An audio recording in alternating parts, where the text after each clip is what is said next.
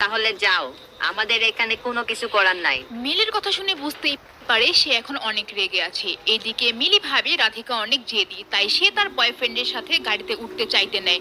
কিন্তু ঠিক তখনই রাধিকা বলে, দেখো, এই ব্যাপারে আমি তোমাকে আসলে অনেক ধন্যবাদ দিতে চাই, কারণ তুমি আসলে আমাকে নিয়ে অনেক চিন্তা করো। যদি তোমার মনে হয় আমি তোমার সাহায্য করার জন্য বলছি, তাইলে আমি যেটা তোমাকে বলছি সেই ব্যাপারে ভাইবা দেখো।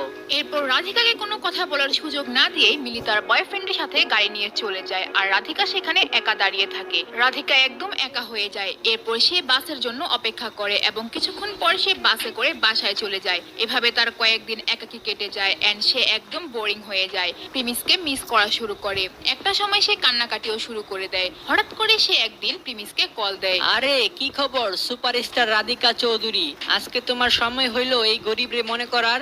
যদি তুমি আজকে আমাকে ফোন না দিতা তাইলে আমি সোজা প্লেনের টিকিট কেটে তোমার সাথে কক্সবাজার দেখা করতে চলে আসতাম। রাধিকা প্রিমিসের কথা শুনে স্তব্ধ হয়ে যায় এবং তার চোখ দিয়ে পানি পড়া শুরু হয়ে যায়। আরে রাধিকা, তুমি কোনো কিছু বলতেছো না কেন?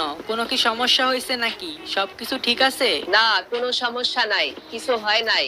আমি তো তোমাকে এর জন্য কল দিছি কারণ কালকে আমাদের রাত 8টা বাজে আমাদের এই ট্যালেন্ট শো স্টার্ট হবে। রাধিকা এটা প্রিমিসকে বলে এবং সে মনে মনে ভাবে যেন প্রিমিস তার শো সরাসরি দেখতে আসে। কিন্তু সে এটাও ভাবে এত অল্প সময়ের মধ্যে কিভাবে ঢাকা থেকে কক্সবাজারে প্রিমিস আসবে, আর সে এটা কিভাবেই বা প্রিমিসকে বলবে। কক্সবাজারে সে এই শোতে পার্টিসিপেট তো করতে চলে এসেছে, কিন্তু সে বুঝতে পারেনি এখানে আসার পর সে একদম একা হয়ে যাবে এবং প্রিমিসকে সে এতটা মিস করবে। নিশা, মিলি ও তার বান্ধবীরা সবাই তাদের বয়ফ্রেন্ডকে নিয়ে ঘুরছে, কিন্তু গত 7 দিন ধরে রাধিকা একাই পড়ে আছে। এতদিন সে অপেক্ষা করেছে, কিন্তু